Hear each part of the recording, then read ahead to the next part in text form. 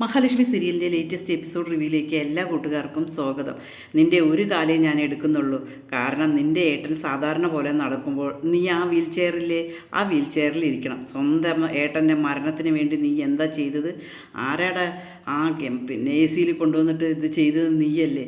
അതിന് വേണ്ടിയിട്ടാണ് എന്ന് പറഞ്ഞിട്ട് അടിക്കണം കേട്ടോ.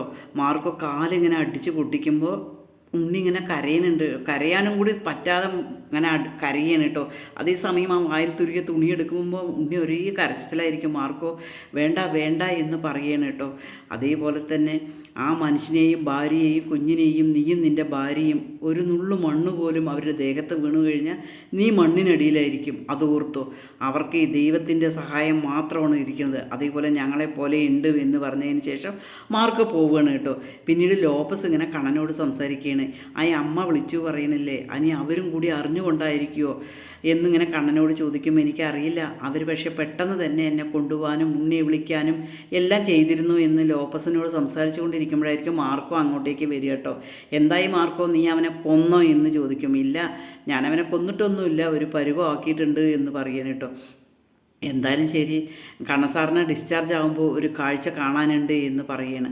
അവനാണ് ആ പരമനെ കൊണ്ടുവന്നിട്ട് ഗ്യാസ് അതിൽ വിഷവാതകം നിറച്ചത് എന്നെല്ലാം പറയണം കേട്ടോ. അതിന് ശേഷം ദുർഗ അടുക്കളയിൽ ഇങ്ങനെ ഭക്ഷണം പാകം ചെയ്യായിരിക്കും കേട്ടോ. ആ സമയത്താണ് കരുണ അങ്ങോട്ടേക്ക് വന്നിട്ട് പറയും, അമ്മേ ഉണ്ണിയേട്ടൻ്റെ വിവരമൊന്നും അറിഞ്ഞില്ലല്ലോ, ഫോണും വിളിച്ചിട്ട് എടുക്കുന്നില്ല എന്ന് കണ്ണൻ പറഞ്ഞല്ലോ ഒരു കുഴപ്പമില്ല, ഡിസ്ചാർജായിട്ട് വരുന്നുണ്ട് എന്ന് പറഞ്ഞല്ലോ, അവിടെ ഉണ്ടാവും, പിന്നെന്താണ് എന്ന് ചോദിക്കുമ്പോൾ എന്താണെന്നറിയില്ല, വിളിച്ചിട്ട് വരുന്നില്ലല്ലോ എന്ന് ചോദിക്കണം. ഞാനേ അവന് വേണ്ടിയിട്ട് ആ അയ്യപ്പ വിഗ്രഹത്തിൽ പോയി പ്രാർത്ഥിച്ചതാണ്, അവന് ഒരു കുഴപ്പവും ഉണ്ടാവരുതേ എന്ന് പറഞ്ഞിട്ട്. അവരെ പറഞ്ഞ പോലെ ആ അയ്യപ്പ വിഗ്രഹം നല്ല ശക്തിയുള്ളതാണ്. അവൻ്റെ അച്ഛൻ മരിക്കുമ്പോൾ ആ അയ്യപ്പ വിഗ്രഹം തെറിച്ചു, അത് മഹിളയിൽ കിട്ടി. അത് ദിവ്യശക്തിയുള്ള അയ്യപ്പ വിഗ്രഹമാണ്. നിനക്കറിയാമല്ലോ അനുഭവം, നീ കൊണ്ടുപോയി വലിച്ചെറിഞ്ഞിട്ട് വന്നത്. ഞാൻ അതിന് വേണ്ടിയിട്ട് പ്രാർത്ഥിച്ചതാണ് എന്ന് പറയണം കേട്ടോ. ആകെ മൊത്തം ഭയങ്കര സങ്കടത്തിൽ നിൽക്കുകയാണ് കരുണ കേട്ടോ. എന്തോ പറ്റിയിട്ട് നീ എന്തായാലും ശരി, നീ അത് ചെയ്തു നോക്ക്, അതാ നിനക്ക് നല്ലത് എന്ന് പറയണം. അപ്പോഴേക്കും പുറത്ത് കാറ് വരികയാണ് കേട്ടോ. കാറ് വരുന്നതും ദുർഗ പറയും, അതാ വന്നിട്ടുണ്ട്, നീ പോ ഉണ്ണിയുടെ അടുത്തേക്ക് എന്ന് പറയണം. കരുണ ഓടി വരികയാണ് കേട്ടോ. അതേസമയം ഡ്രൈവർ വീൽ ചെയറൊക്കെ എടുക്കുകയാണ്. വീൽ ചെയർ എടുക്കുന്നത് കാണുമ്പോൾ കരുണ സാധാരണ പോലെ തന്നെ കണ്ണനാണല്ലോ എന്ന് വിചാരിക്കണം. പെട്ടെന്നായിരിക്കും ഡ്രൈവർ ഉണ്ണിയെ ഇങ്ങനെ വീൽ ചെയറിൽ ഇരുത്തുക കേട്ടോ. അത് കാണുമ്പോഴേക്കും കരുണ ആകെ ഞെട്ടിപ്പോവുകയാണ് കേട്ടോ. അതെന്താ പറ്റിയത് ഉണ്ണിയേട്ടാ പറഞ്ഞിട്ട് പോവുകയാണ് കേട്ടോ. അതേസമയം ദുർഗ അങ്ങോട്ടേക്ക് വരികയാണ്. അയ്യോ എന്ത് പറ്റി മോനെ, നിനക്ക് എന്താ പറ്റിയത് എന്ന് ചോദിക്കും. കണ്ണൻ എവിടെയെന്ന് ദുർഗ ചോദിക്കുമ്പോൾ കണ്ണൻ ഡോറ് തുറന്നിട്ട് ഇങ്ങനെ ഇറങ്ങി വരികയാണ് കേട്ടോ. അത് കണ്ടതും കരുണയും ദുർഗയും എന്ത് ചെയ്യണമെന്നറിയാതെ പകച്ചു പോവുകയാണ് കേട്ടോ. കരുണയ്ക്ക് ആകെ സ്വയം എന്തോ സംഭവിക്കുന്ന പോലെ തോന്നുകയാണ്. കരുണ ആകെ അന്തം വിട്ട് നോക്കുകയാണ് കേട്ടോ. കണ്ണൻ നടന്നു വരുന്നത് കാണുമ്പോൾ ദുർഗയ്ക്ക് ഭയങ്കര സന്തോഷമാവുകയാണ് കേട്ടോ. പെട്ടെന്ന് തന്നെ ദുർഗ ചോദിക്കും, മോനെ എനിക്കിപ്പോൾ ഭയങ്കര സന്തോഷം സങ്കടമാണ്, എന്താ പറ്റിയത്, എൻ്റെ മോനെ എപ്പോഴാണ് നടക്കാൻ തുടങ്ങിയത് എന്ന് ചോദിക്കുമ്പോൾ ഞാൻ നടക്കാൻ തുടങ്ങിയിട്ട് കുറേ ആയി, ഇവനെന്താ പറ്റിയത് എന്ന് ചോദിക്കുമ്പോൾ ഇവനെ ഞാനൊന്നും ചെയ്തിട്ടില്ല, പക്ഷേ മാർക്കോയാണ് ചെയ്തിരിക്കുന്നത് എന്ന് പറയണം കേട്ടോ. അതിനുശേഷം കണ്ണൻ നടന്ന കാര്യങ്ങളെല്ലാം പറയണം കേട്ടോ. ഇവൻ ഇവിടെ വന്നിരുന്നു, ആൾക്കാരെ വിളിച്ചു കൊണ്ടുവന്ന് എ സിയിൽ വിഷവാതകം നിറച്ചു, പിന്നീട് എന്നെ അമ്മയെ കയറ്റാതെ ഇവൻ ഹോസ്പിറ്റലിലേക്ക് കൊണ്ടുപോയിട്ട് പകുതി വഴിയിൽ നിന്ന് ഇവൻ അവിടെ കാറ് കേടുവരുത്തി. ഞാൻ എങ്ങനെയൊക്കെയാണ് പുറത്ത് ഡോറ് തുറന്ന് ഇറങ്ങിയത്. പിന്നീട് ഞാൻ നടക്കുന്നത് ഇവൻ മനസ്സിലാക്കിയപ്പോൾ ഇവൻ എന്നെ കൊല്ലാൻ ശ്രമിച്ചു. എന്തോ ഒരു ഭാഗ്യം അല്ലെങ്കിൽ ഈശ്വരാധീനം, അതുകൊണ്ട് മാത്രമാണ് മാർക്കോ ആ സമയത്ത് വന്നത്. മാർക്കോ എന്നെ ആശുപത്രിയിലേക്കും കൊണ്ടുപോയി, അതേപോലെ ഇവനെ വേറൊരു സ്ഥലത്തേക്കും കൊണ്ടുപോയി. എന്നിട്ട് ഈ പരുവത്തിലാണ് ആക്കിയിട്ട് വന്നത് നമ്മുടെ മോനെ എന്നിങ്ങനെ പറയണം കേട്ടോ.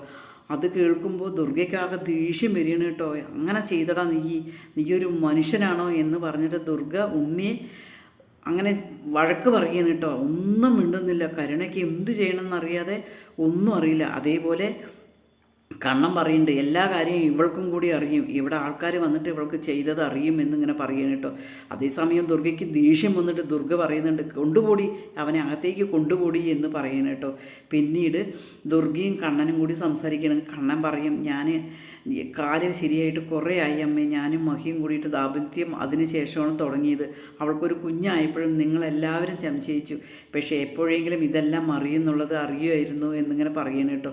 അതേസമയം ദുർഗയ്ക്ക് ഭയങ്കര സന്തോഷമാണ് കേട്ടോ. കണ്ണൻ നടന്നതിന് ശേഷം അതേപോലെ റൂമിൽ ഉണ്ണിയുടെ അടുത്തേക്ക് പോവുകയാണ്. ഉണ്ണിയുടെ അടുത്തേക്ക് പോയതും കരുണ പറയുകയാണ്, നിങ്ങളുടെ അമ്മയ്ക്ക് മൂത്ത മോനോട് ഭയങ്കര സ്നേഹം കണ്ടില്ലേ, ആ മോൻ നടന്നതാണ് സ്നേഹം, ഒരുപാട് സന്തോഷമായത്, നിങ്ങൾ എന്തൊക്കെയോ ചെയ്യും പറഞ്ഞിട്ടാണല്ലോ പോയത്, എന്നിട്ട് ഇപ്പോൾ എന്താ നിങ്ങൾ വന്നിരിക്കുന്നത് എന്ന് പറയുമ്പോൾ ഉണ്ണി പറയുന്നുണ്ട്, നിൻ്റെ മുത്തശ്ശിയെ ഒരുപാട് കാലി പിടിച്ചിട്ടാണ് എന്നെ ഇങ്ങോട്ടേക്ക് കൊണ്ടുവന്നത്, നീ എന്നെ ഒന്ന് പിടിച്ച് കയറ്റി പറയും, നിങ്ങൾ എന്നെ കാലും പിടിക്കേണ്ട കയ്യും പിടിക്കേണ്ട, ഏതായാലും ഞാൻ എൻ്റെ വീട്ടിലേക്ക് പോവുകയാണ് എന്ന് പറയും. അപ്പോൾ ഉണ്ണി പറയുന്നുണ്ട്, ഭർത്താവിന് വയ്യാതാവുമ്പോഴല്ലേ ഭാര്യയുടെ ഒരു തണൽ വേണ്ടത് എന്ന് പറയുമ്പോൾ, ഞാൻ ഈ വീട്ടിൽ പോയിട്ട് വരുമ്പോൾ ഒരു തണൽമരമായിട്ട് വരാം, ഞാൻ കല്യാണം കഴിക്കുമ്പോൾ എന്തൊക്കെ മോഹം കൊണ്ടാണ് വന്നത് അതെല്ലാം നശിച്ച് എൻ്റെ ജീവിതമേ നാശമായി പോയി എന്നിങ്ങനെ പറയണം കേട്ടോ.